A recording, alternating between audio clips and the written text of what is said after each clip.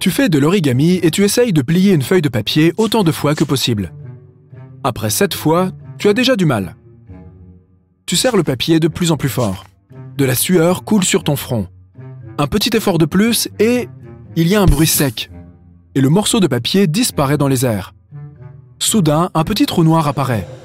Il commence à dévorer tout ce qui l'entoure. Les livres et les cahiers de l'étagère disparaissent sans laisser de traces. Tu luttes contre la gravité et t'échappes dans une autre pièce. Ne t'inquiète pas, c'était juste une blague. Mais en réalité, il est impossible de plier une feuille de papier A4 plus de 7 fois. C'est physiquement impossible, quel que soit l'effort que tu y consacres. C'est plus simple avec de fines feuilles d'or. Il est possible de les plier jusqu'à 12 fois. La seule exception serait une vaste feuille de papier de la taille de la moitié d'un terrain de football. Il y a quelque temps, un groupe de passionnés a fabriqué une telle feuille de papier. Ils l'ont pliée en deux 7 fois et ont réussi à la plier à nouveau. Cette pile était alors aussi épaisse qu'un canapé. Ils ont dû utiliser de petites grues pour plier le papier une fois de plus. Et ils ont passé des rouleaux dessus pour rendre le pliage plus serré. Puis ils ont établi un record, en pliant 11 fois cette feuille de papier géante. Mais si le papier était si fin qu'on pouvait le plier encore davantage. Nous plions donc une feuille A4 10 fois. Elle a maintenant la taille d'une mouche. 16 fois. Et c'est la taille de l'œil d'une mouche. Maintenant, on prend notre microscope. On plie notre feuille 24 fois. C'est la taille de la cellule d'un organisme vivant. 26 fois. C'est la largeur d'une chaîne d'ADN. 64 fois. C'est la taille de l'élément le plus léger du tableau périodique. L'hydrogène. 96 fois. C'est la largeur du noyau de l'atome. En continuant à plier le papier, nous atteindrons la limite des capacités humaines, la longueur de Planck. C'est la plus petite longueur que nous puissions mesurer. Tout ce qui est inférieur à cette longueur déroge aux lois de la physique et n'existe que dans le monde quantique. Nous avons maintenant atteint le point où nous avons plié une feuille de papier 226 fois. Retour au monde familier. Le format A du papier est donc basé sur le système métrique.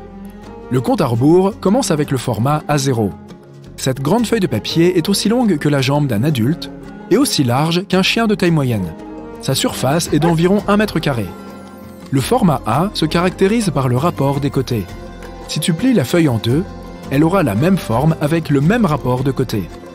Voilà, c'est maintenant le format A1. Maintenant, sa longueur est comme la longueur d'un chien de taille moyenne et sa largeur est comparable à la longueur de ton bras. On la plie encore 2-3 fois. La feuille de papier a maintenant presque la même longueur que ta main et sa largeur correspond à la diagonale d'un ordinateur portable moyen. Et voilà, une feuille de papier A4. Nous utilisons ce type de papier dans presque tous les documents. Contrats, scénarios de films, pages de magazines, carnets de croquis, diplômes et certificats du monde entier. Il faut environ un arbre et 10 litres d'eau pour fabriquer 17 paquets de papier de bureau ordinaire. Nous ajoutons des plantes, comme le riz ou la canne à sucre, au tas de copeaux de bois. Nous pouvons aussi y jeter des vieux papiers et des chiffons. Ensuite, nous versons de l'eau et nous remuons le tout. Toute cette bouillie doit être répartie uniformément sur un tapis roulant et séchée. Après cela, le papier sec passe dans 2 énormes cylindres. Ils le pressent et le polissent pour rendre la surface lisse.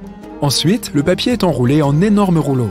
Ils sont ensuite découpés en feuilles de taille appropriée et emballés. Mais attention quand tu les déballes. Une feuille de papier est aussi fine qu'une lame de rasoir. Si tu regardes ses bords au microscope, tu verras qu'elle est aussi tranchante qu'une scie. Tu peux donc facilement te couper avec. Les feuilles de papier ordinaires peuvent parfois coûter moins d'1 centime. Mais d'autres fois, le prix peut atteindre 30,8 millions de dollars pour seulement 18 feuilles.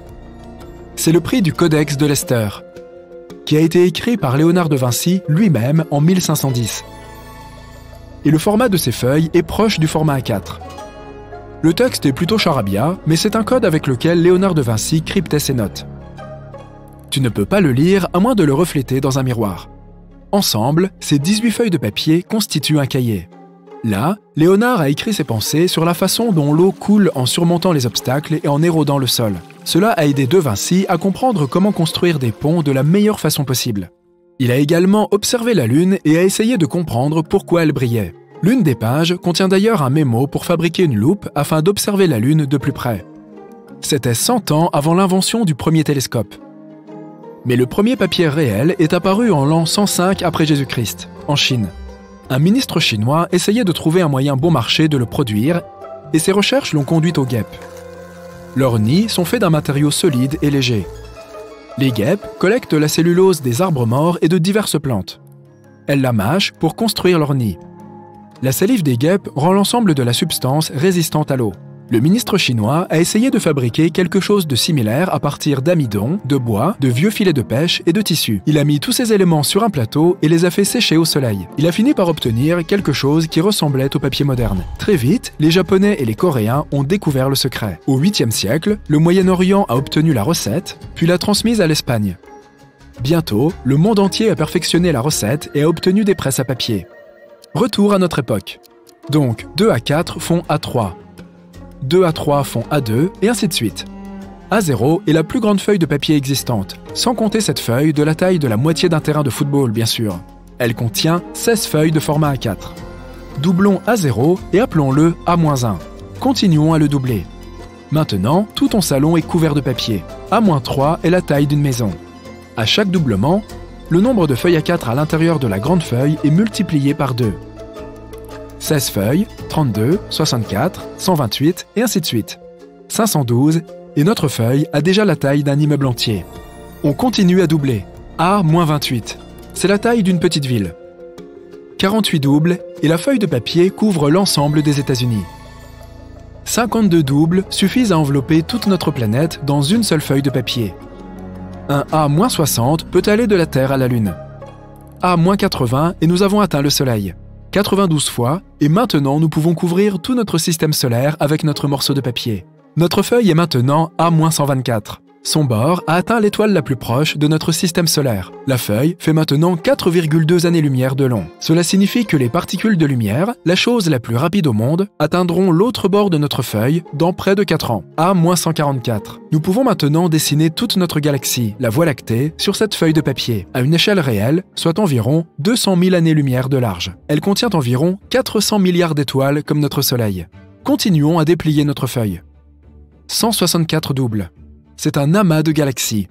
Chaque point lumineux n'est pas une étoile, mais un univers entier, qui contient un nombre infini de pulsars, de trous noirs et d'étoiles à neutrons. Tout notre univers observable, tout ce que nous pouvons voir à travers nos télescopes, se trouve à 46,5 milliards d'années-lumière de la Terre. Il y a environ 2000 milliards de galaxies et de nombreux mondes semblables aux nôtres. Tout cela tiendrait sur une feuille de papier A-184.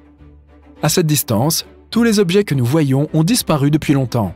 Si une étoile naît aux confins de l'univers, nous ne saurons rien de cet éclair avant 46 milliards d'années. La durée de vie moyenne d'une étoile n'est que de 10 milliards d'années. Donc, d'ici là, cette étoile se sera éteinte ou aura explosé en supernova. Nous pouvons continuer à déplier notre feuille à l'infini dans le noir du néant. Et il y a une théorie qui dit que notre univers a une frontière. C'est comme un vrai mur. Elle sépare notre univers d'autres mondes parallèles. Il pourrait être apparu en même temps que le nôtre dans le Big Bang. Nous pourrions même être en mesure d'entrer dans une telle galaxie par un trou de verre. Imagine que notre feuille géante soit l'espace-temps et que nos univers se trouvent sur les bords. Le voyage d'un bord à l'autre serait trop long. Mais si nous plions la feuille en deux, nos galaxies se retrouvent les unes à côté des autres. Nous pouvons aller dans un autre univers par un trou dans la feuille. Et c'est le principe d'un trou de verre.